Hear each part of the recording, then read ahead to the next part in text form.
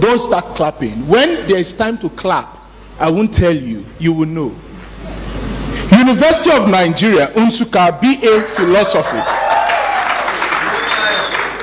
Lagos Business School, Nigeria, Chief Executive Program. He did a mid marketing program at the Harvard Business School, Boston, USA. He also did a Changing the Game program at Harvard Business School, Boston, USA. He also did financial management and business policy at London School of Economics. He also did marketing management at Columbia Business School. I am not begging you to clap. If you want to clap, clap better. Clap better. He did a senior executive program at the Institute for Management Development, Switzerland. If you want to clap, clap better. Clap, clap, clap, clap. He did a breakthrough program for CEOs at the Institute for Management Development, Switzerland. He did an advanced executive program at the College Graduate School of Management, USA. He did a global advanced management program at the College School of Government Management, USA. He did an advanced management and leadership program at the Oxford University, said business school. And he did an advanced leadership program. You can see the connection between leadership and governance that Dr. Linus was talking about. He did an advanced leadership program at the Cambridge University George Business School. Ladies and gentlemen, please, with a standing ovation, put your hands together for, I will call him Professor Peter Gregory Obi, as he's ushered to the chair.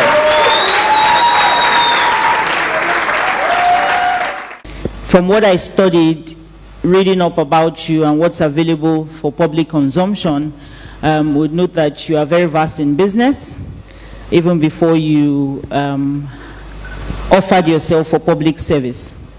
So I would like a combination. I have questions as well that border on both, and how young people can learn. I was invited by Linus. We won't believe I'm actually meeting him, I would say, for the first time today. You know, just like I was in all the occasions I go, people just invite me by telephone, and like our leader has said that this GSM is causing a lot of trouble because they keep emailing you and sending you texts, all sorts of things then come to you, and you said, okay, let's go and see what this person is doing. That's how I went to the platform. That's how I came here today. Kept sending me texts, sending me texts. Say, what are you doing? He said he's going to do this. I said, okay, let me come. But seeing the two chairmen of these great two newspapers here, I must tell you I'm impressed, and I must thank you, both of you, for being here. It's not often that you see people who are successful as you people are coming out on a day like this on what the average Nigerian will regard as wasting time with these coppers. I'm telling you, this is a major and critical problem of our country. How many times did any of you met our leaders while they were in school? Did they come to your school? No. I do a program every month. I visit a school. You know, I must visit a primary school at least once a month. I've done it all my life because I participated in running. I've been part of running a care program. You will say it's taking me all over the world. I was in Rwanda. I was in the most difficult parts of the world. You know, as a governor, people saw me. I was in Haiti when they had an earthquake for 1 week. My last school trip was in Kogi. just last week. It was a very remote area where you will never believe it's part of Nigeria. And there, as a rundown primary and secondary school, the schools were, I don't know how I can imagine, but when I went there, the first question I asked them is, have you ever seen a governor? Have your governor ever visited? They said, no. How about deputy? No. Commissioner for education? No. How about chairman of local government? No. How about councillor? They say they have never seen anybody from government here. In fact, when they say somebody is coming, they were wondering, you know, and you could see it. It's not there. These are part of our problem. He spoke about Singapore, maybe because of it. But I'm asked to talk about my background. Where do I start? Will I tell you my experience as a student in school? Of course, I went to Nsukka. Everybody knows that I went to Nsukka. The only thing I can tell you that I was born in a trading family. I'm a trader. That's what I do. My father and my mother, my parents are traders. I grew up in a trading house and I learned to trade. That's what I do. As a university student, everybody in Nsukka knows me as a trader. Some of you might be surprised. I was a businessman while I was in the university.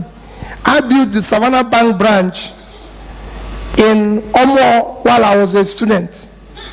I built where I lived in Nsukka. I used to live with the present Sultan of Sokoto. He was an army captain, so living at Nsukka. I used to live with him. I built my house in Nsukka. All my life I've always believed in trading. I don't believe in any other thing. And when I left school, I went to the market to trade. Until today, if you see my passport, what it says is trader. There's no definition of it. But I tell people now say to me, I'm a banker or this. If I tell you, I got involved in the banking by default.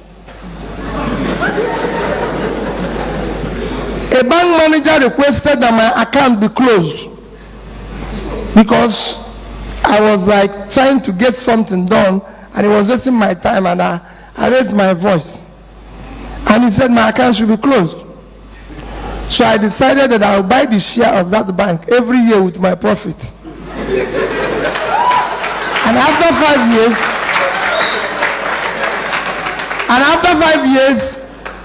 I became the highest shareholder. But that is not the issue. People ask me, how did you get into politics? I got into politics again by default. And people will say, people ask me, what do you think you regret most in your life? I said, are you talking about in terms of personal loss? If it is, it's politics. And I'm sure most people will say the same. And I'll tell you, I never voted before I went to contest governor in my state. I was not a member of any political party. I never had anything to do with politics. And that's the only story I want to share with you today. Under the then PDP, and somehow was denied. Everybody believed he won the primary, but he was denied. And then he was moved to become the advisor of the president in Abuja. I wasn't part of their politics, I wasn't part of the party, nothing. And then he went there, started working, then became a minister. In 2001, people saw maybe things, there was a time schools were closed in Anambra State for 1 year. They went to him and said, we want you to go and contest again being governor in Anambra State. In 2003, Professor B.C. once told them that in 2003, he will be 60 years old. That he does not think that the governor of Anambra State will be a man who is 60 years old. That they should go and look for a young man between 40 and 45 who is successful on his own and can be able to handle and deal with the state the way. And the people that went to meet him gave him a task and said, we want you to give us, this was happening in December. December 2000. They said to him, we want you to give us 3 names and we'll go and approach them. I wasn't part of this conversation. They left. In February, of course, you know, being a bank director, bank chairman, a then Minister of Health invited me for a dinner. For me, it was, hey, I've gotten the account of the ministry. That also. So I went to Abuja. We had dinner in his house. We spoke for hours about governance and everything. He never mentioned anything to me. We just spoke for hours about governance and everything. And eventually, I got account of one of the parasitas within the ministry, which I was very glad that I got and was looking forward to getting the main one. Because that's, for me, that's what I needed, getting the account. I left him.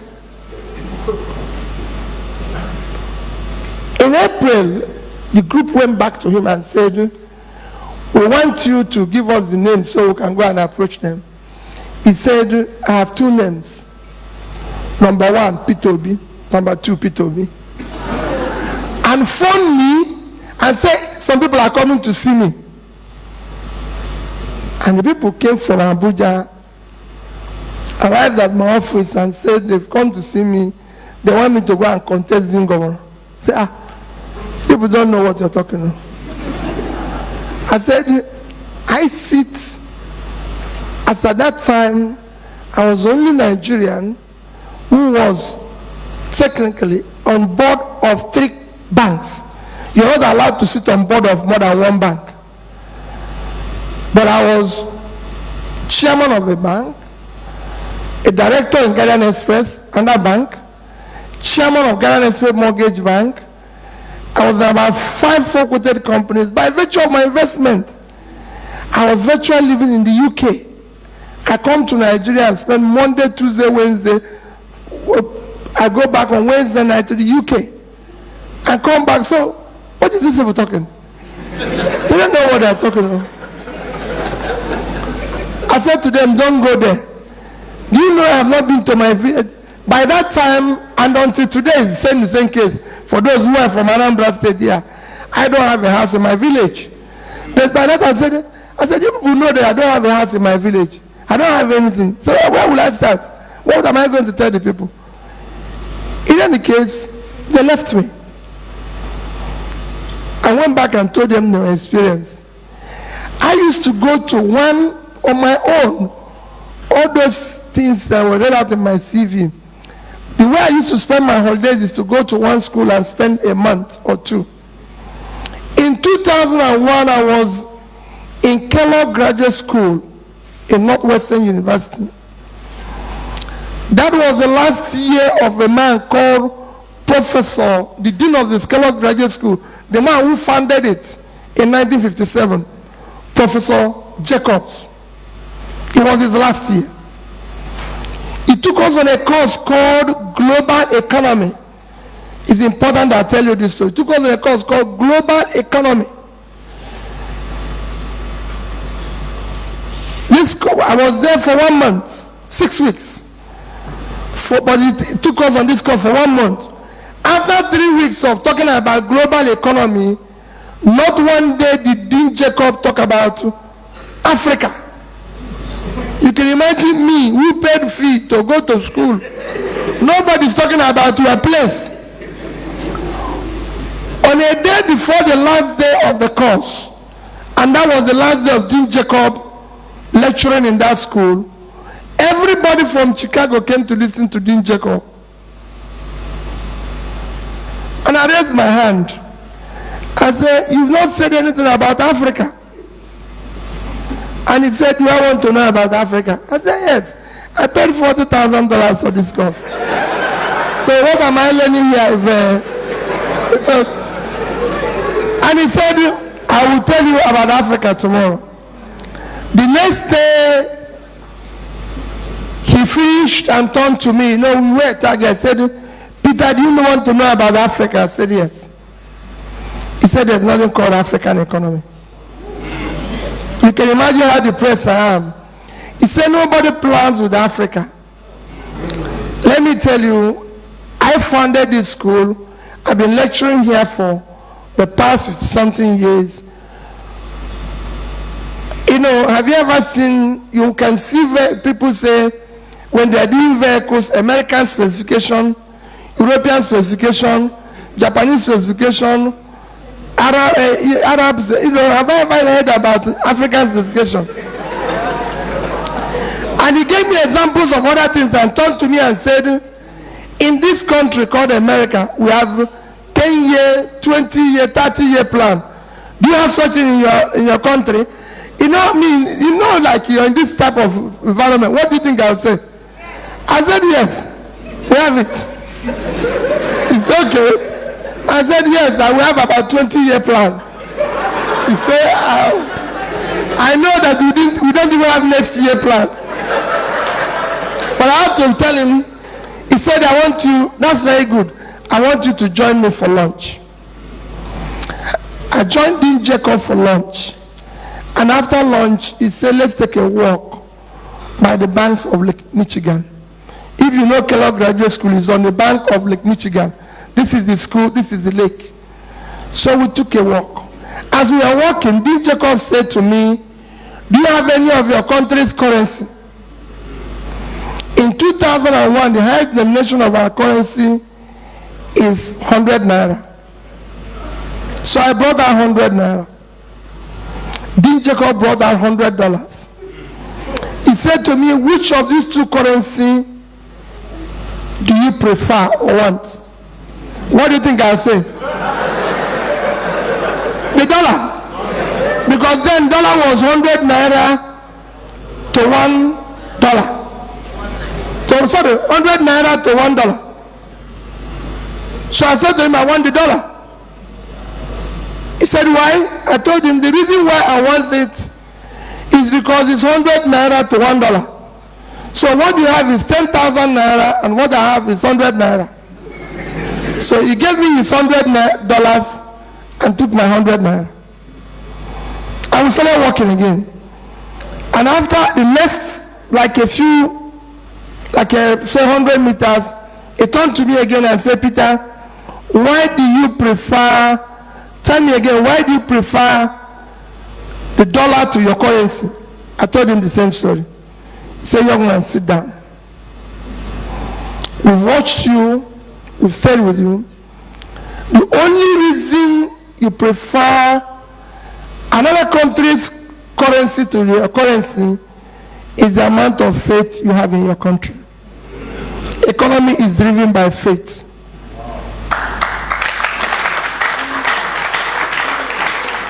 It is not the rate. He said it's not the rate. You don't have faith in your country. He first proved to me that it costs more to print the naira than to print the dollar, because naira have multiple colors. So it's more in terms of cost of money. And he said to me, the Chinese people want to keep their money in Chinese. Yeah. The Singapore want to keep their money in Singapore dollar. The Malaysians want to keep their money in Malaysian ringgit. Then there was no euro. The Germans want to keep their money in Dutch mark. The British people in pounds. The Italians in real. Even when the rate is even worse than your own. Can I ask you for a favor? I said, you can. He said, can you go back to your country and participate in building public wealth? Public wealth enriches everybody. Individual wealth impoverishes everybody.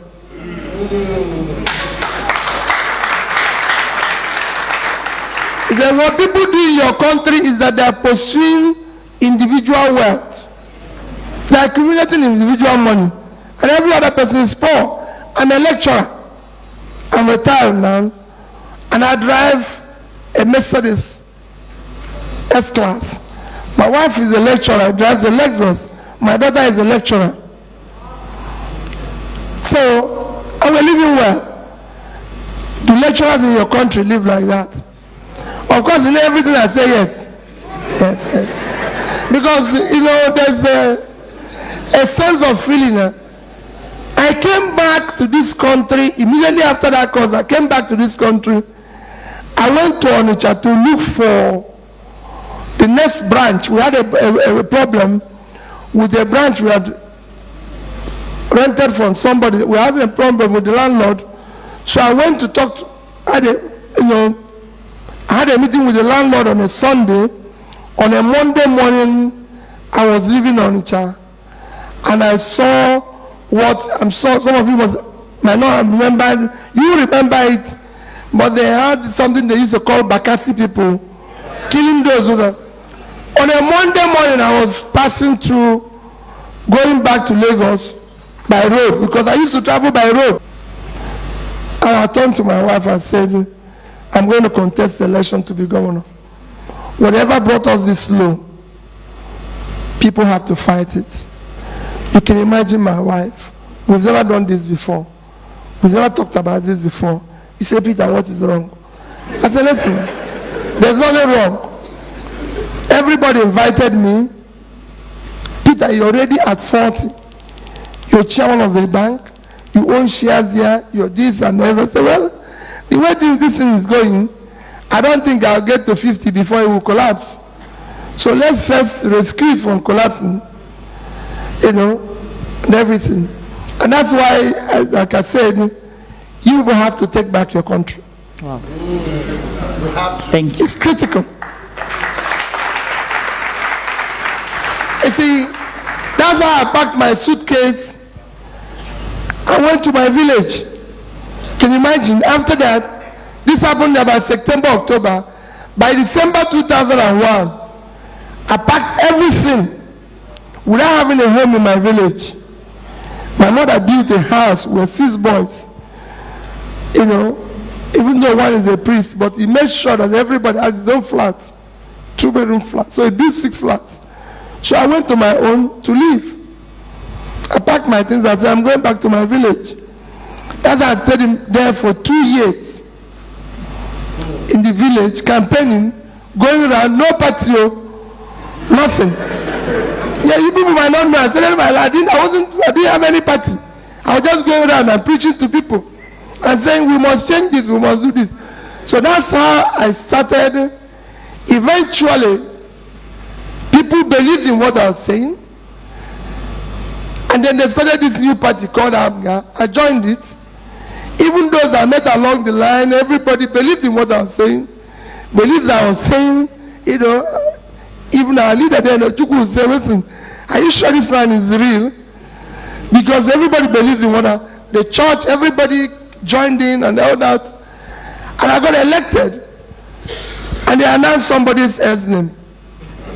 I went to court. And everybody keep telling me, hey, wait a minute.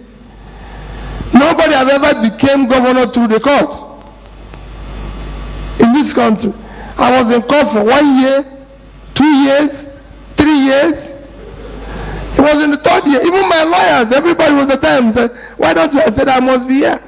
And every money I earned, I was paying senior advocates. And my wife was like, what is happening, Peter? You have ended this thing. Why don't we just... I said, no, me and these people will see the end of this thing. If we don't see the end, then... And that's how I stayed. After 3rd year, of course, I became the court. Now when I hear people give money, court, give this, I know. No judge. Let me tell you, the female judge that gave my judgment, the best judgment of my case at the appeal court, she's now a judge of Supreme Court. I never met her. I met her only about a year ago for the first, towards the end of my governor, and I went to her and said, thank you very much because I couldn't have imagined going to a judge and say, give me judgment. So what I was doing then is making sure evidence, we are calling witness after witness. We called over 300 witnesses to prove that this man did not win. That time, people came to me with all sorts of things. You can imagine the frustration of being in court for 3 years. People come to you and said, hey, wait a minute. Even I went to a church where a bishop said to me, well, we voted for you, but being an act of God, God gave it to somebody else. I said, well, listen. I said, Bishop, so many people who stole people's motto or things, it was act of God. But we had to chase them and catch them and put them in prison. Not an act of God. You know? But I was there. Of course, my story, I'll just end it before I will start, is that I just want to tell you this background. I became a governor, and as you know, 6 months I was impeached. I was removed from office twice. You know, people don't know that. And of course, you heard me talk about why I was impeached in the platform. People didn't know. What do I tell people? To end it, when people tell me, why were you impeached, Peter? Why were you? What was all this quarrel with people and everything? I said, well, I was a driver who was carrying passengers who have since passed their destination, because they want us to do it the same way we used to do it, and I refused. So they decided to push me out and go back to where they are, and I struggled and got the car back and decided I must drag them to the destination yelling and crying, and that's what I did. Thank you. Thank you very much, sir. So I have a few questions. Now I'm trying to, reduce the number of questions that I have so that we can take more questions. But I want to start with where you stopped. You built a career in business, and then you went into public service, and I'm sure you're back to business. A lot of public officials or public servants find it difficult to readjust back to business. People have often undue expectations of them, so why are you coming back to struggle for business or to pitch for jobs after you have been in that position? So I would like to hear your thoughts on this. What would you advocate should be the role of people like you who have served in government and have left? Well, I listened to the publisher when he was talking. I think actually, in the first place, we shouldn't allow people who don't have anything to get into office in the first place. Because I think that is a major problem, because they don't have anywhere to go back to. So they stay there even and start causing confusion when they're supposed to leave. Because if they have a place to go back to, they will go back to where they're coming from. That is the major problem in the first place. So we have to know where are they coming from, what is their job, what do they do for a living. You see, it is critical that you understand this. People must have a daytime job before they go into politics. If you don't have a daytime job, like I always tell people, let me tell you the biggest problem our country, our states and our local government face today. People who have never created anything are managing our resources. A man who has never created wealth cannot manage wealth. 99.5% of lottery winners globally have gone bankrupt. And that is what we are facing here. All right, sir. You spoke a lot in the past events platform about how you tried to, like you said, take people to the destination, how you try to do things differently away from the way that things had been done before. How did you manage that process? Because in leadership, I think one of the biggest challenges is change. People resist change where they don't understand it. People resist change when they are not comfortable with it. People resist change when they believe it's not going to favor them. So how were you able to, from your team, your government, your cabinet, and the rest of the people of Anambra State, how were you able to manage or communicate and help them to adjust to the changes that you made? I listened to, I always refer to my senior, the publisher, when he was talk about Singapore. Today, people are celebrating Singapore. wasn't all rosy for Lee Kuan Yew. He had to drag everybody to the wedding, unhappily. A leader must be somebody of a strong character. So once he develops the vision and believes that it's going to the right direction, there's no way, even of course, those of us who are Christian, you saw that even from 1 dozen, even the one who was keeping money was the one who sold Jesus. So there's no way you're going to get everybody to believe in you, not even in your house. I always tell people that even in my house, I just have my wife and 2 kids, and I don't even think that if they vote, they will vote for me. So, but you just have to drag everybody going. You see it. No, I know that in my house because they always want to speak to my wife and me, because they know that I will drag everybody doing what? Going to that direction. Because that's why a leader must be a visionary. If you look at Lee Kuan Yew, for example, that he mentioned, he didn't explain to you about how Singapore came into being. He just mentioned independence. Singapore used to be part of Malaysia. And one day, the president of Malaysia said, you have to go. And the Lee Kuan Yew, the leader of Singapore, knelt down to beg Malaysia not to allow them to go because they have nothing. That if they go, they are finished. And Malaysia said, you must go. He turned to his people and said, we have nothing. No natural resource, no water. Even their water has been taken over by Malaysia. So we don't even have anything. So what do we do? Let's offer service to the world. That's how Singapore decided we have to be part of this. Singapore doesn't have a drop of oil today, but they make more money than Nigeria from oil. Not one drop. They don't have anything. They have the biggest seaport in the world. They have people to 90% of those who use Singapore Airline are not Singaporeans. If you go to their country, like he says, you regain your sanity. Because if you come from the airport, they welcome, the everything, you go to a hotel, the way they serve you and everything. You'll be shocked the service they're giving you. So what it is that, yes, you have to look at it, how these things emerge and said, well, listen, I have to drag these people to where all those who have brought change have been resisted everywhere. It's not peculiar to anybody, but those who have done it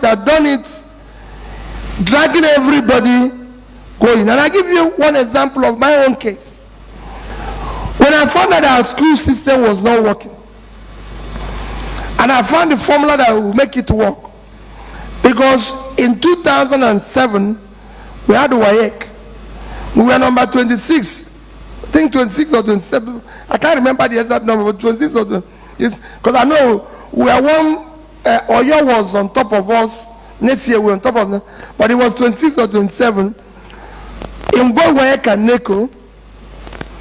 In the next year, subsequent year, it happened, and I decided, no, we are not getting it right. We must change this, and the only way to change it is to take the schools back to the missionaries that used to own school. And I put up a committee to do a study on how we can return schools back to the original owners. You know what the committee recommended that it's impossible, that this thing took, the school was, government took over the schools 40 years ago. In fact, one of the women who were in the committee said to me, I'm 41, I have a daughter who is already 21, I had a baby. It's like telling me to go and become a young girl again. I brought it to my council, which is people are appointed, or I appointed all of them. Not one was imposed on me. And because I believed, I've always said in my council that a leader must be a listener. A leader must not know it all. Whoever knows it all should not lead. He must be a learner. So I threw it open for vote. Guess what happened? I lost because only 3 people supported me. I came back to my house. I told my wife the same story because I tell my wife most of the critical. He said, Peter, since we came here, it's only one quarrel after the other. Yeah. Why are you going to do this one now? Teacher said if you do this, they shut down school. But I knew that was the problem. One morning I announced it. And NUT shut down the school. So for 3-4 months, there was no school in the state. Eventually, on intervention of federal government, it was settled. We went into it for 1 year, 2nd year. By the 3rd year, our target was to be within the first 10 in Nigeria. By the 3rd year, we were number 1. 4th year, we were number 1. 5th year, we were number 1. Today, everybody is celebrating it. But I tell you, I stopped going to people's house. Stay here. So that you don't learn any other thing. And I tell you, we developed that. So today I don't care about the car it drives, I don't care about shoes or trousers or watches. He likes good things, I can tell you. People say, oh, he goes out and say, oh, Peter, I bought 2 watches. I say, no. But the only purpose of watch is to keep time. I have one. So why did you buy another one? You know, and we are close. So you must tolerate people. Thank you. All protocols observed.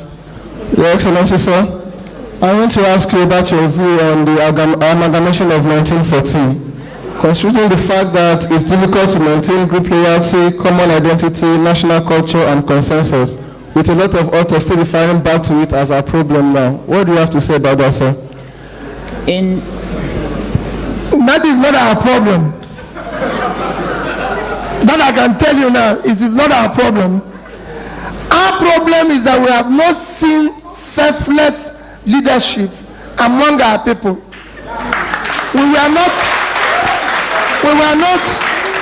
let me tell you, so many other countries of the world, including America, we emulate today, we are a collection of people from different parts of the world.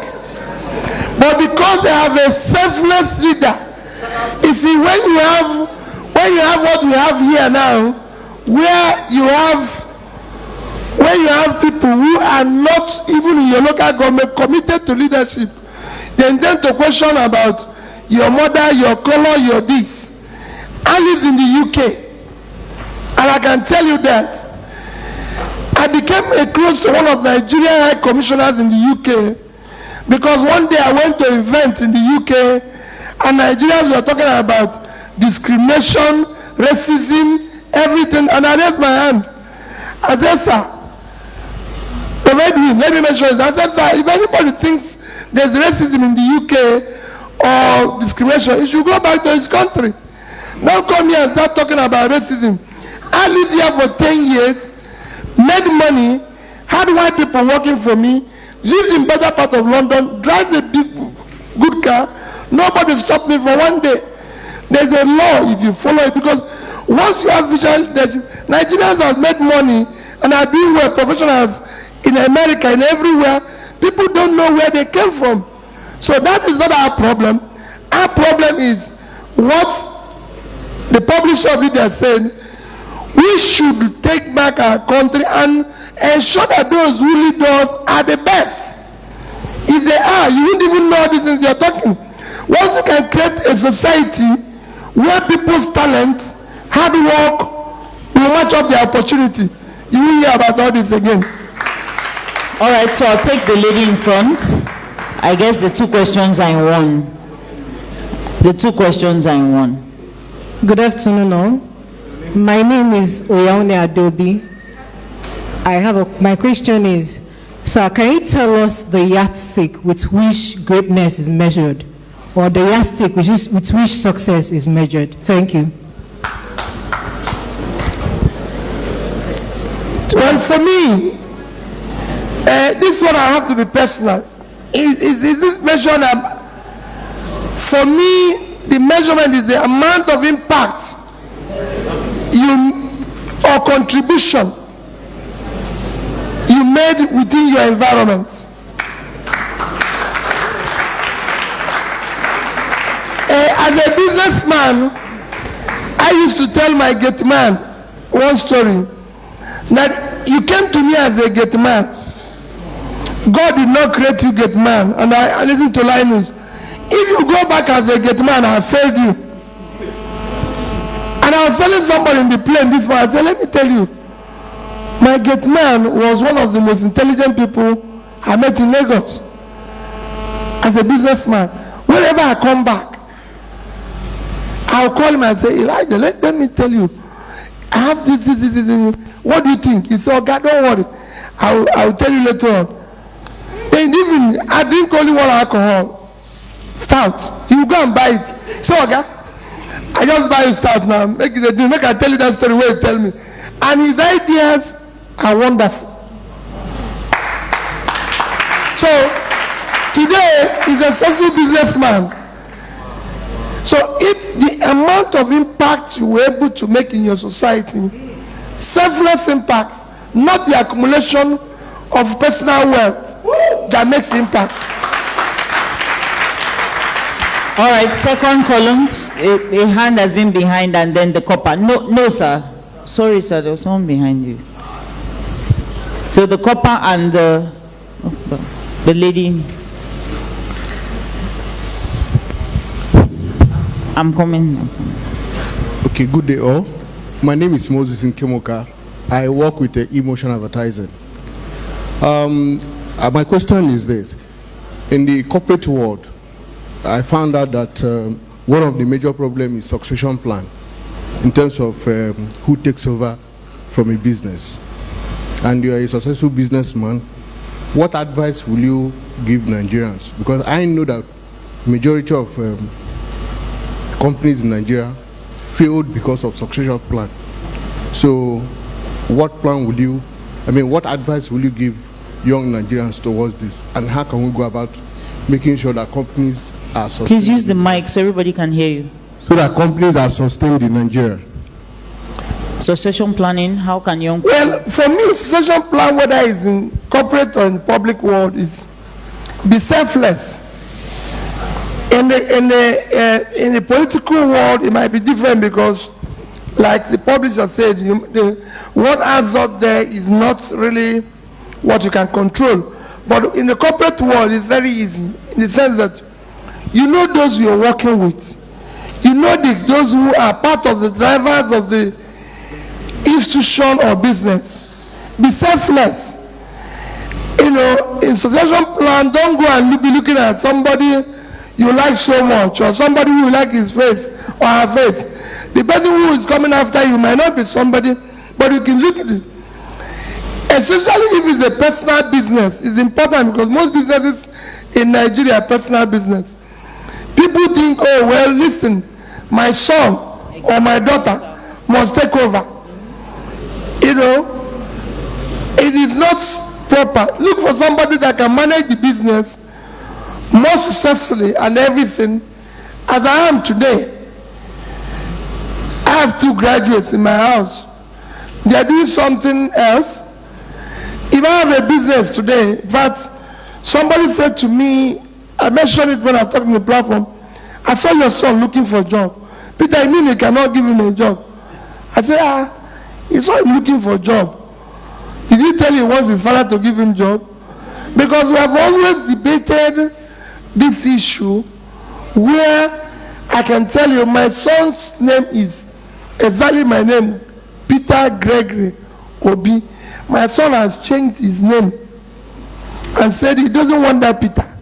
Because the problem he has is that people think because it's from me, he will have something to give them. That he's looking for a job.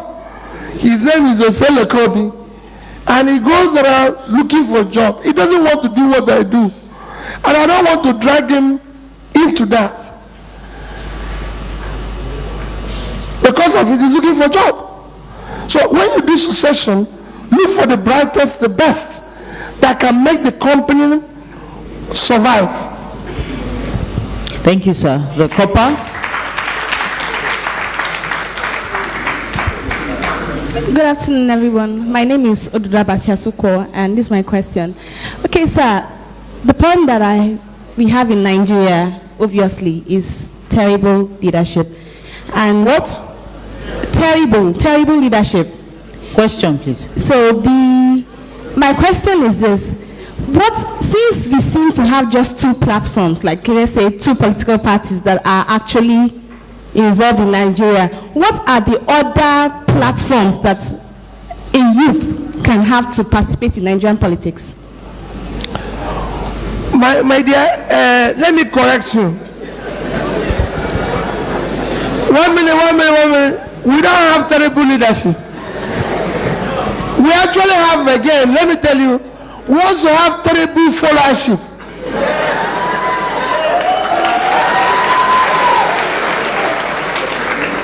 You have listened to me say it. I've been in office. Let me tell you the greatest problem that is in our country today. It is not that we have. Yes, the number one problem is leadership. But what is even worse? The followership. I was a governor for 8 years. For 8 years. From the one that I started, what do you get? First you start seeing the so-called elites, the so-called powerful royal fathers and everybody coming to pay you courtesy call. They will write and say they want to see you. They come to your office. Once you open the door, they say, hey, Peter, since you came, hey, the world have changed. I didn't know this is this good. You haven't done anything, no? You know yourself, you have not done anything. This person will be praising you. And your Excellency, hey, we didn't know there's anybody like you in this world. This thing, that one, and when he's going, of course, you heard me say, when he's going, you have this bunch of people, they call protocol people. Now, who calls themselves? The man is going, no. We didn't give him anything, no. That usually when they come, they normally give them maybe 200,000 or this and I said, listen, hey, wait a minute. This man just said he want to see me. I didn't invite him. He was who came here. So why are we going to give him money? We're not going to give him anything else. Transport fare, sir. Then you have people who say, you have people who say, hey, we want to do Thanksgiving for you. A church, we must pray for you. You enter the church, you see this and hey, since you came, God has turned this place around. God Almighty, God is and then the same people will tell you, say, we didn't come with anything to give. I said, the man say he wants to thank God to bless us. So why are we going to give him money? And he became a quarrel with people because they thought, and everything. The same thing, you are going around everywhere 6 months after being governor or minister or anything. Somebody who voted, I didn't have a house in my village. You invite people and say you're doing Thanksgiving with a big house, several vehicles. Your wife will even have a shabby uniform for the Thanksgiving. God will multiply it. These are just stealing our money. Instead of calling police, they are celebrating him. That is the major problem of the country. Well said, It is sir. the followership. You know where I got the truth? If I tell you where I got the truth, you hear me say it every day. I use one local government, one town called Obo Family.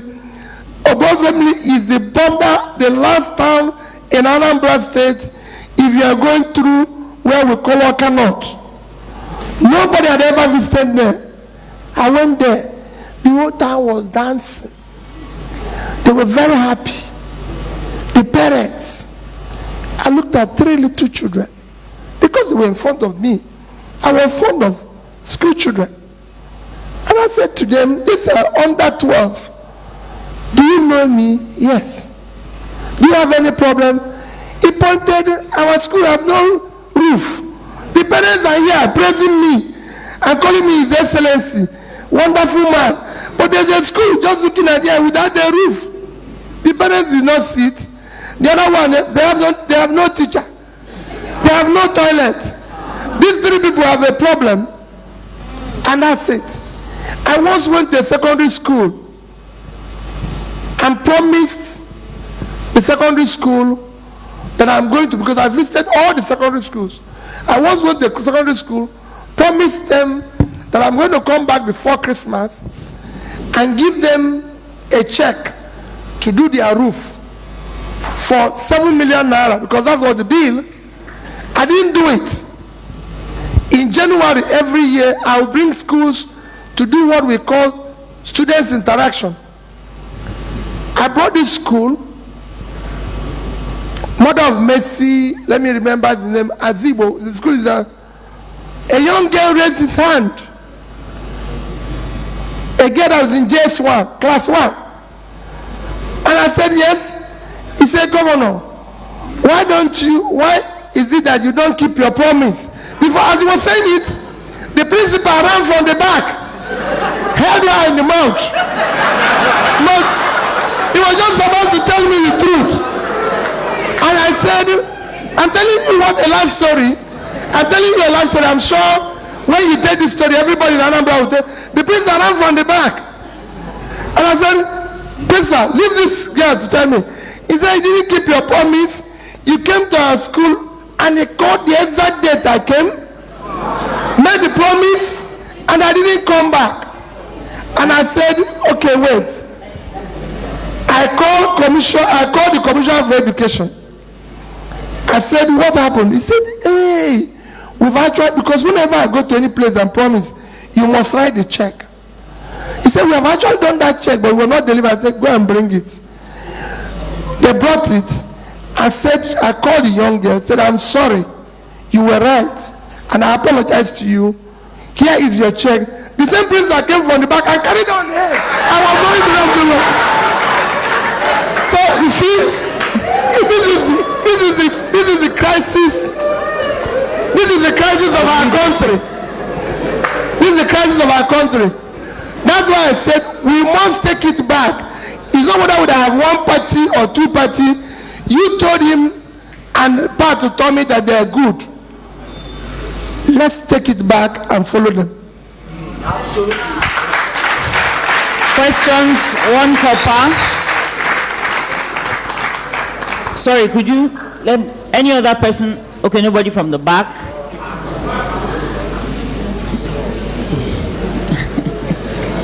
Can you microphone please to him? Yes. Good afternoon, Your Excellency. My name is Ombre Nelson Olusegun, and thus goes my question. Now, considering your entrepreneurial and academic background, as well as your experience in politics, what exactly is your counsel to young Nigerians, young educated Nigerians, as a matter of fact, who are interested in going into politics so as to have a platform to reinvent the nation's leadership and also to touch the grassroots so as to bring about a reinvention of the followership as well? Thank you. That was Channels TV News.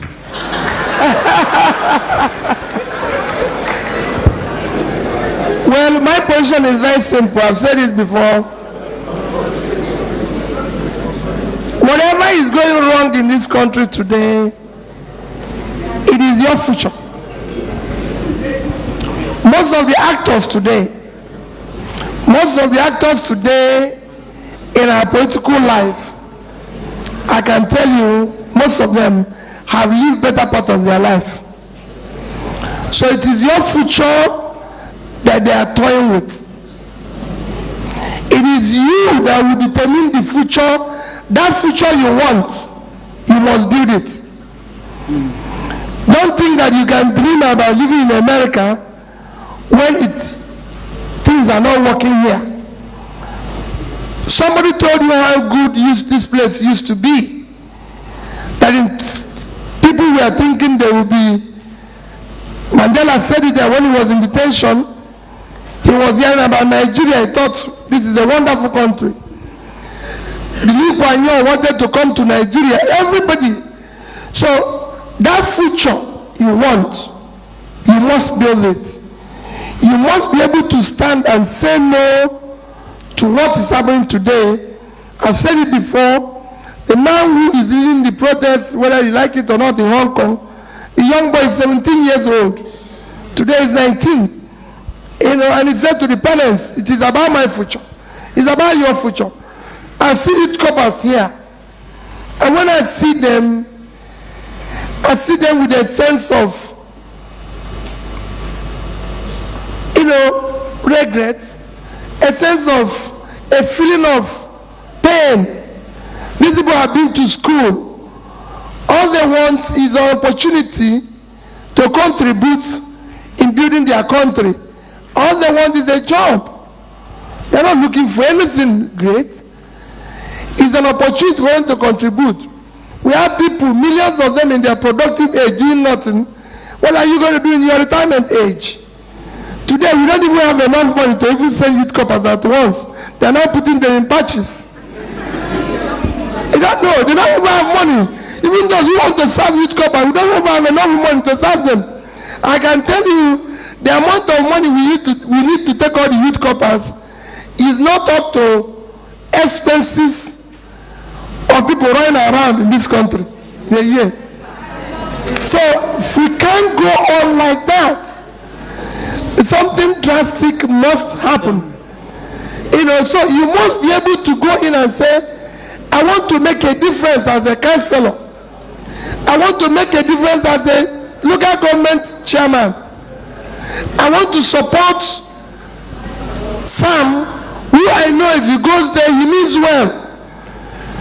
Let nobody come and use you for talk. I've said it before. If anybody wants their talk, let it start with his children. And we know it's serious. If talk is a business, let his children start it. You know, and everything. And I always tell people that the things I do that it makes, for me, it is important that if you must get involved, it's not a place for saints. I am not one. But we must reduce our greed. My prayers is not that we should eliminate corruption. I always tell people, my prayer is that we should reduce our greed. It is the greed that is making us where we are. We should do things in a sensible, acceptable manner. Nobody needs a house all over the world because he has served his people. But he can live well. All right, sir. This question, I'll just take the three questions together. You, the microphone, forward, please. I see only Copper's hands on the last column, so I'll just take two. The lady behind and the guy shaking his hand. Shaking. All right. Thank you very much. Shake your hand. I'm the chairman of this occasion, so I can interact at any time. Please, can I get that mic? I overrule you for just 6 minutes. I want to say, in addition to what... you don't have to stand. Please sit. Okay.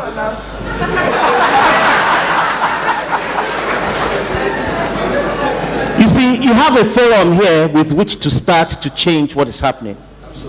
You all know each other, or I hope you do. Isn't there one person who is ambitious enough to want to lead this country that the rest of you cannot support? You support, you keep raising the support. Don't keep looking for money. Keep looking for how you support that person. Whether they come in as a councillor, support that person in the progress they want to do. Come in as a local government chairman, move to the Senate. You see, and then when you see some things that are definitely wrong, you cannot fall victim to that. I want to ask you, Who gave you the best meal you had last year? Can any of you remember it? I mean, you can remember it. How long did it last before you went to the toilet? That is what has happened. Stomach culture has killed most of you here. Because you just went for that small bag of rice or whatever, you got it, and it's in the soak away now. None of you can go and identify it. So until you realize that just a little bit they used to deceive you, how long will it last? You can't go that way. Because did they know you before then? Will they know you after? But the person that you know here right now, if you start from today, 1, 2, 3 people, whether, I don't care whether it is in business or whatever, and you begin to support, and you can checkmate them. Because if they go wrong, you'll be the first to talk. You will begin to see you have changes. Right now, your senators are greedy. They are overpaid. They keep looking for more. That budget padding that came out now, it's not today. I am very sure he can tell you many things about it. It has been going on, but because one person was not happy, he squealed, everybody else is complaining. They are trying to be saints. There are hardly any saints there. But if you don't keep tweeting about it, keep putting it on social media, make sure that no event that is evil goes down. As a group, as a body, then you have not achieved anything. Get together and start now.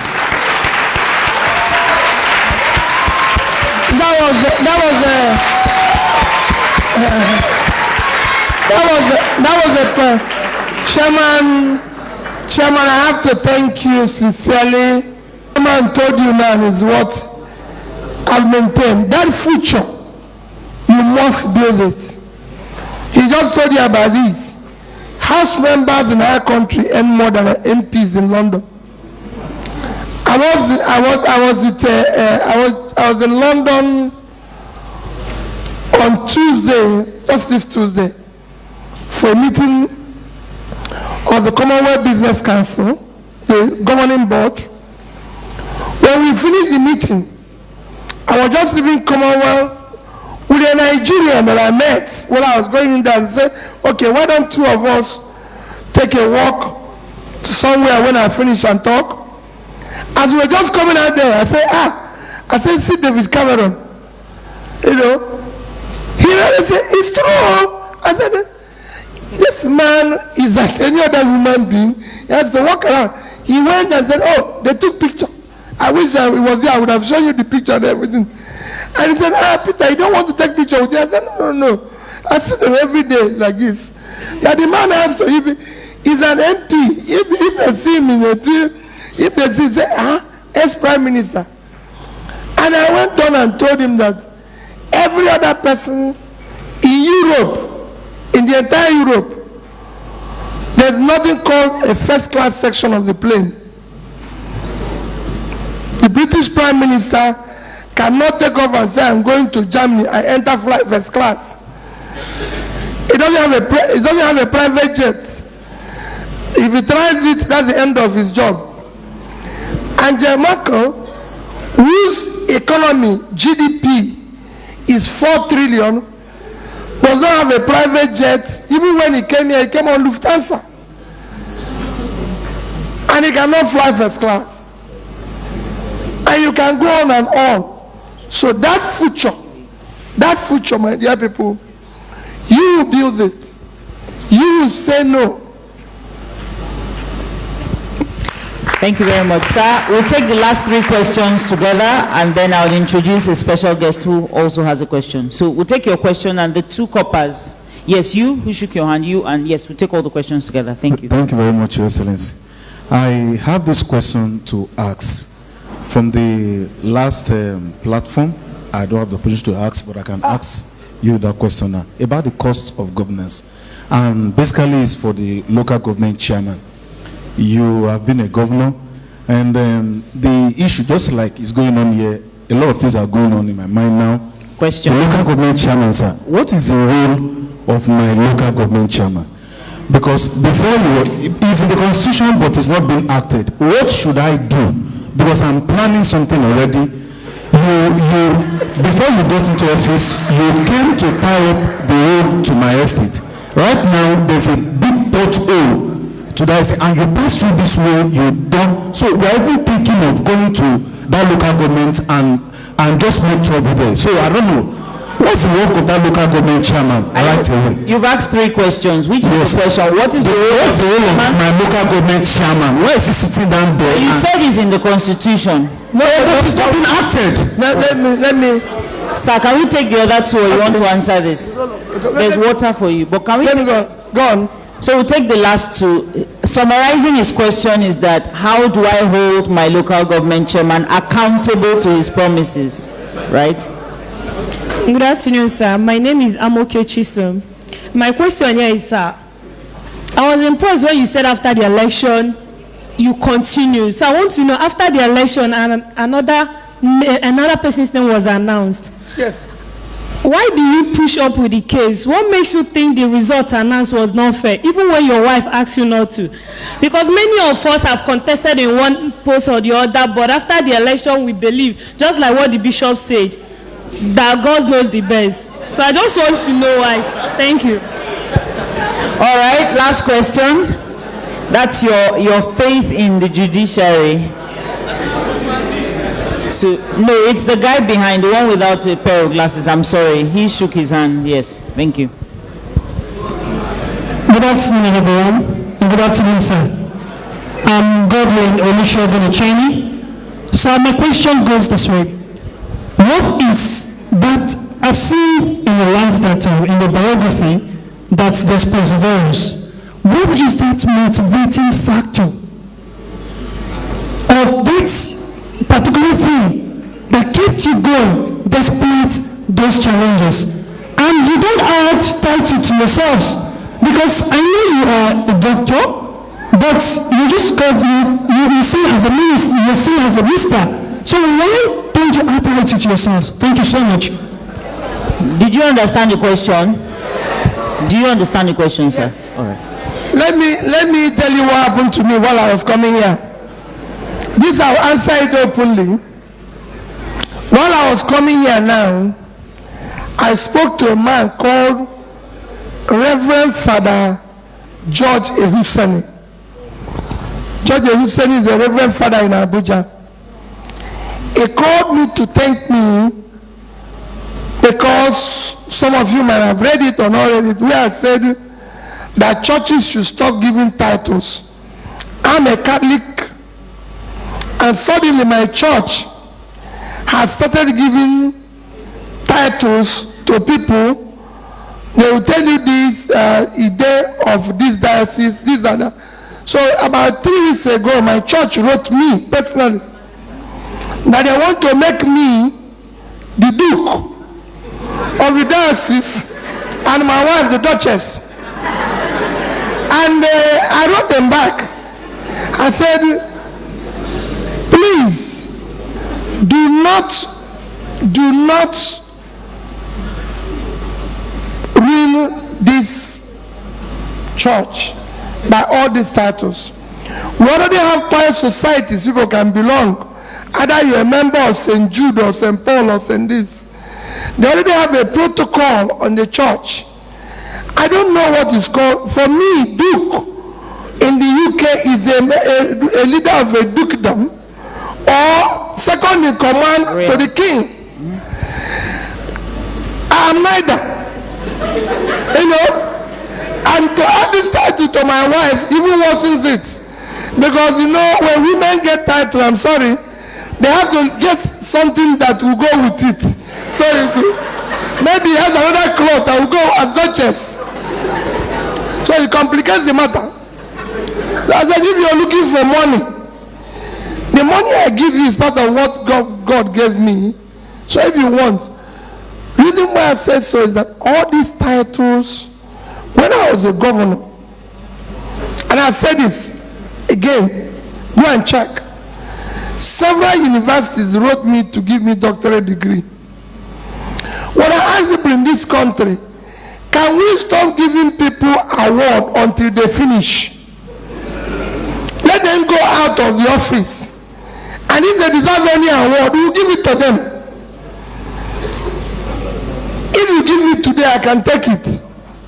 But a governor stays in office, takes the money of this state, builds a hostel for a university, they give him a doctorate degree. This man didn't build it before. So obviously we know where the money came from.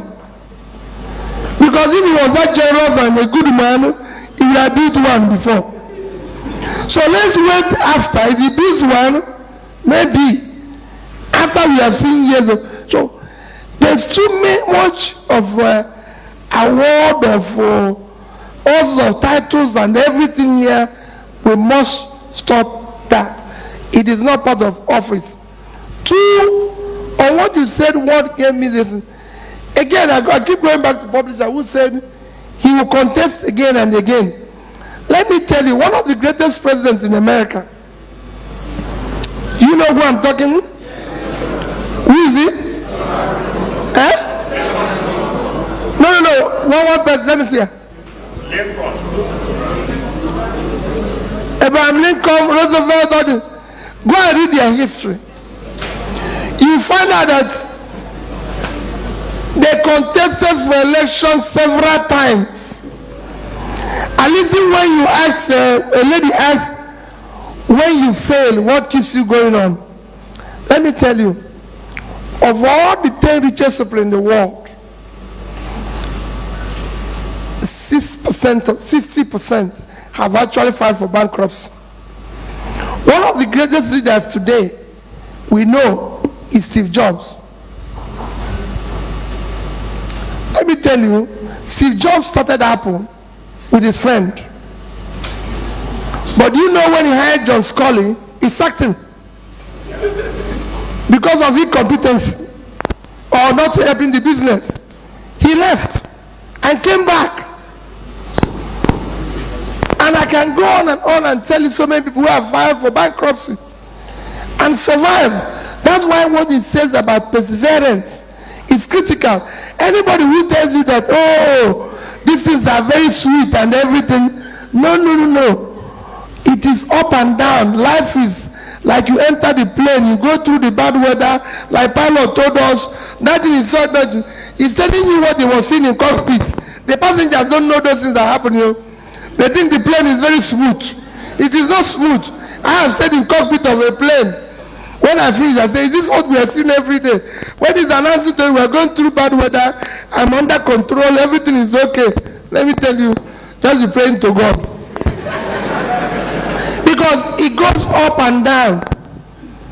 It's like marriage. You see people celebrating 25 years of happy marriage. Where? They are celebrating 25 years of marriage quarrels. They manage their life for 25 years. Wow! All right, sir. You have one more question. They have managed to survive it. So that is the question. You talked about your local government chairman. Where do we start? Not just local government chairman, not just councillor, not just governor, not just president. Where do we start? Let's start by doing one thing. When the man is campaigning, let's take a note of his promises. When he takes office, let's hold him to his promises. Let him not tell us any excuse that he got in there and saw ABCD. No. You should know all those things that you are going to see. You shouldn't change when you come in. Because it is assumed you know this hole. So if you tell us you're coming to fill this hole, come and fill the hole. Don't tell us you came and it was deeper. If it was deeper, you created it. Because you should have known. You see, we these people here, they're campaigning and telling us, we are going to tie this road, we are going to feed you, we are going to do this. Then he comes there and says, hey, he meets an empty treasury. What do we think we are going to meet before? No, it is assumed that when you are campaigning, these are part of the things that are there. People have met, people took Japan, a collapsed place after the war, and turned it around. People have met Germany, people have taken collapses and turned it around. So don't give us the excuse. What we want to see is, where are we going? Tell us that what a government says is hope. Tell us we are moving from point A to B. Nobody wants you to achieve everything. You can't achieve 100% of everything. We want to see 100% effort. That every year we are driving to this direction, we are going. And then we have a hope. But what we have today, we have a sense of hopelessness. Like I tell people, tomorrow is church service. Imagine if you enter that church and the pastor says there's no more heaven. Everybody will leave. Because what we are here for is heaven. We want people that will keep promising us that heaven. And that is what we are not getting here. There's no perfect economy in the world. Whether it's in America, whether it's in Britain, whether it's in anything. But what are people doing? They are driving hope. And where you think you cannot do it, please, for God's sake. Cameron took British people to just referendum. When they finished, he resigned. Don't stay there and be telling us the problem every day when we were elected you to solve the problem. We already know there's a problem. Solve it. Thank you, sir. Leaders don't give excuses. We have... No, there was one lady we didn't answer. What was the lady? There was one lady here. Yeah, you've answered all the questions. Okay, you've answered all the questions. Thank you. We have in our midst the chairman of BUA Group, I believe, Mr. Isaac Rabiu. He's a member of the Godney board. Can we put our hands together for him? He has a question. So I don't know who has the microphone. No more questions, I'm sorry. When chairman asks questions, this one will be tough for. Oh, Gaza. Good afternoon. Good afternoon. I'd like to first make one thing correct or record. I'm not the chairman of board group. I'm his brother. My name is Rabiu, Isiaku Rabiu. I have a property development company and I own IRS Airlines.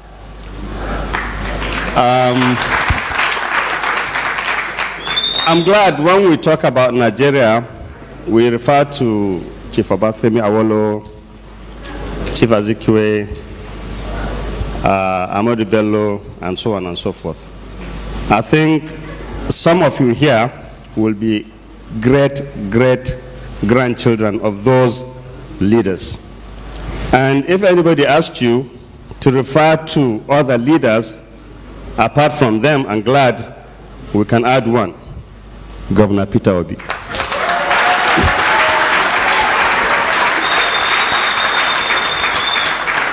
One thing people don't know a lot about Governor Peter Obi is that he did not just become a governor. He was a very successful businessman, one of the early billionaires that Nigerians don't know. And I know, okay, I should not have said that. Nobody knew that except me. But one thing I know when he was a governor, he stood his ground and acted like a servant of the people that was willing to sacrifice and worked hard, determined, dedicated, responsible, and patriotic to the Nigerian nation and Nigerian people. I remember he did not used to go around with convoys. Any ordinary Nigerian that is lucky today to be a governor that has been elected into office by the people, the next day he's sworn into office, he will be on the road with siren, and those same people that voted him into office will be pushed off the road. Because he is who? He's the governor, he's a big man, he will have the most money, he will have the biggest houses, he will have the biggest cars, and he will have our monies in his pocket. And we put him there. And that is when he said something about followership not doing their responsibility. I totally agree with him. Because I know unless and until there was a responsibility for him as a governor to do, he never ever chartered an aircraft to go from Port Harcourt to Abuja. Unless it became necessary. He was always on a commercial aircraft. And when it became necessary, he would call me and say, Rabiu, I have to travel, but I'm paying 50%. I said, oh, guys, I pay 75. No, I'm paying from my pocket. And then he would take that aircraft and go to Abuja and do what is necessary. The one thing I had hoped for was that Governor Peter Obi should have said what he is telling us now when he was in office, because he would have brought them to the right level and they would have tried to emulate him. And he would not be saying what he is saying today if it was not true. You know why? There are records. You can go and check each and everything he has said. But what I wanted to ask him truly is about you, the youth, especially those members of the NYSC, because tomorrow is about you and your children and future generations. You are a very strong group. You are a very committed, responsible group that can bring about changes in Nigeria. But you cannot do it individually. You have to do it as a pressure group. You have to do it in a manner that will make a difference. And one thing I wanted to ask our able leader, role model, mentor, hero, Peter Obi, is how can you, as NYSC members, come together and form pressure groups that will bring about the desired changes we need to have in Nigeria, that will give you the opportunity to lead, that will give you the opportunity to ensure that future Nigerians do not lack the necessities of life that they deserve. I went to a public school, Federal Government College, and when I was in school, we used to have the best of the best. You heard what he said about schools and how the governors and local government chairman, the guy spoke about here. It's our responsibility, and we cannot blame those in office because at least they have tried to be there. But what you need is a structure to come together and make that happen. We have so many problems: ethics, morals, irresponsibility, fraud, across board. That is something we have to fight, but we have to have the right leadership in place to first do it. So how can these young people that are patriotic, educated, passionate about Nigeria come together and bring about the desired changes we need? Thank you, sir. Thank you. Chairman, I will start by telling you that yours was the more of intervention. And like I keep saying, if you know my joy is that these two people are here, these two publishers. And I can't thank them enough, because whether you like it or not, they represent the best in Nigeria. And they can contribute to what is happening. You see, I said it before, it is their future. There's things that I tell people. Let me tell you a few things that where I said about followership in Nigeria. When I go to America to address Nigerians, it is Nigerians that tell me when I was governor, this man has a house here, this man has a house here, we can lead you to buy here. And I say, listen, I don't live in America. Why would I own a house in America? It's pure madness. I don't need it. I go to South Africa to address Nigerians. These are people who have run away because things are not good here as refugees. They are the ones who are telling me, this man owns a flat here, this man owns a flat here, this man owns a flat here. If I had one case in South Africa, somebody brought one man who told me he knows every Nigerian that owns a flat somewhere, all the police positions, and he said, I can sell this land to you. You know, it's just $2.5 million and everything. And I said to him, why will anybody buy this type of place and keep? If I buy it, it will cost me at least $125,000 a year to keep it. He said, more than that. I said, so why will I own it? I don't need it.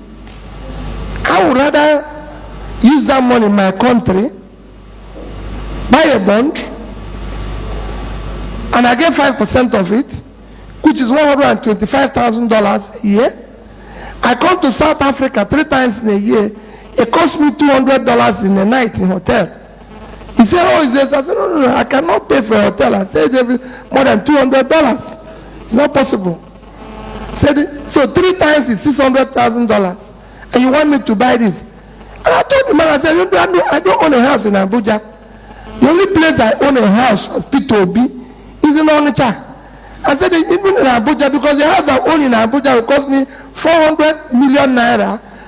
Why will I own it when I go to Abuja every week and sleep one night, and it costs me 35,000? When I multiply by 52 weeks, it's not up to 5 million, and I buy a house for 400 million. That is not worth it. You know, so you can't do that. You know, so when people see, when you see so much waste, the reason why I'm saying this is that, can we listen? There's too much waste. That was why when I talked about this, what they need to do, no, we voted you in. We were with you here, chairman, when you were talking about how to change it. Suddenly now you want to tell us we are no longer the same thing. Nobody have said no to them. That is the challenge. Why are we going to give you road to pass? Why are you going to treat us like this? Why are people pushing us? This is the only country people buy bulletproof car and then have 50 police. If you have already bulletproof car, then you don't need security now, because that's the essence. Go to England, you see the Prime Minister, he moves with the bulletproof car. So he moves to only one vehicle and the bulletproof car. But yeah, he has a bulletproof car, 3, and he has 50 police. So he has taken all the security men and he has money to buy bulletproof car. And nobody is looking for him to kill him. Nobody. I can say it, I was there for 8 years. Nobody killed me. No, not one day. And there was no reason for it. All right, sir. So we can, then we be the people to question. What you need to do for what chairman said is, come together, let us start small. Chairman said it, he repeated, don't go and start big. Let us start small. And tomorrow we see those who are contesting. Please take note. Sam is contesting. What did he tell us? Convince the next person. Today you have Twitter, you have this, you have that, and everything. You can convince the other people. If I tell you, I'm sure I'm ending, isn't it? This is my last question.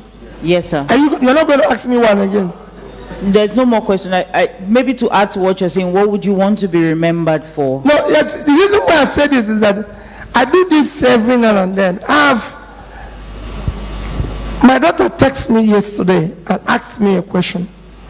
You know, I'm going to read part of 2 of our questions, 2 of the things. You know, first, he said to me, Daddy, why can't the country, Nigeria,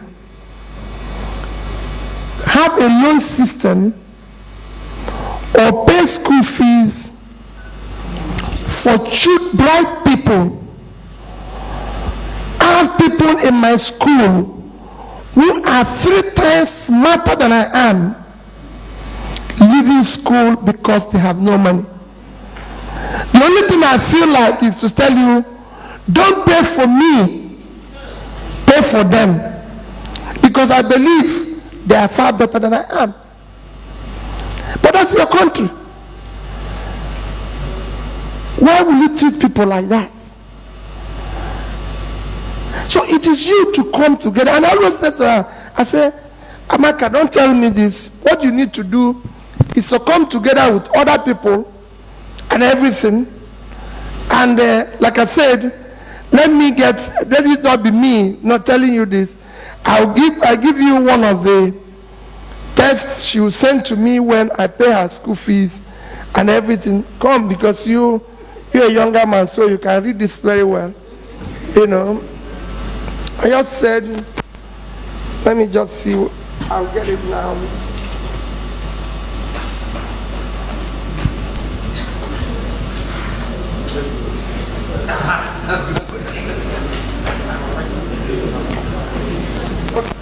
Read this one, just this one. This is a text I received. This is a text I received when I paid her. Okay. One of her school fees recently. Okay, I read as Yeah, go on. instructed. Good morning, dearest mommy and daddy. He always put his mommy because I they don't have want- now successfully paid my school fees for this term and my room rent for the next 6 months. Not only that, I have, as of present, received 3/4 of my upkeep finance too. I just want to say thank you. It will never stop positively bewildering me that I am this lucky. I think of those who don't have the financial security I and Eloka have. I just yesterday told mommy how I was looking through the newspaper and was struck by an image of some refugees trying to squeeze underneath some bad wires to cross borders into what they believe is better opportunity. The photo I saw was of a woman and children. It struck me. There were people just like me, but devoid of the same benefits. I am just grateful. I don't really know what I did to deserve the life I am extremely fortunate to have, but I'm just really grateful, and I hope I can help those not as felicitous some way someday. Thank you so much again, and I really do love you both. XX. Now, I tell people, I tell you what I tell people every day. You know, when I said it in the platform, I said, none of my kids have a car. They have never driven a car. She's doing her master, she's doing a second degree. They are 24 and 23. They don't have a car. They've never driven one. Because once they mention it, I say, wait until you buy one. Not to. But what am I trying to say? When she says this type of text, you know what I tell her? Amaka, all of you must get together. There must be some youth. You are now in the age of WhatsApp, tweeting, all sorts of things. We are not fortunate to know that you can use it to change the whole thing. So if you see Sam coming out to contest, use that Twitter, use that WhatsApp, use that and tell them this is our age. In this age, let me tell you, is age of knowledge, knowledge economy. He just told you about Alibaba. Alibaba in one day sold goods worth $14.9 billion. That is more than the budget of your country for 1 year. 1 day sales of Alibaba. Apple is today valued at over $700 billion. That is more than South Africa and Nigerian GDP put together. One company. So it is a knowledge economy. Seize it. It's your country. Remember what I said. The society we have built today will take its revenge on you tomorrow. Thank you for your time.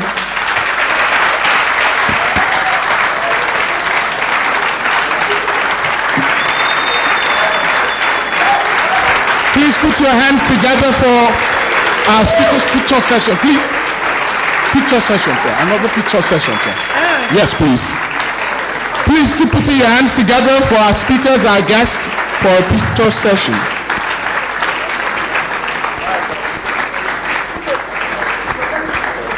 Please, you may be seated. Thank you.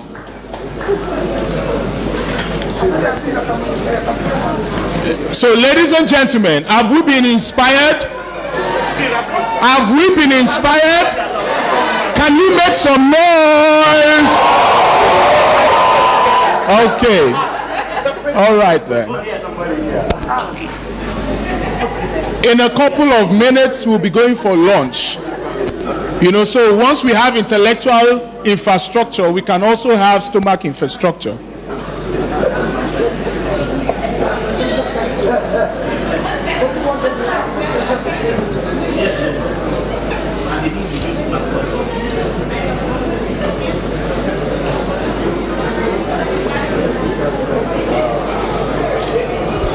Okay, ladies and gentlemen, please can you put your hands together for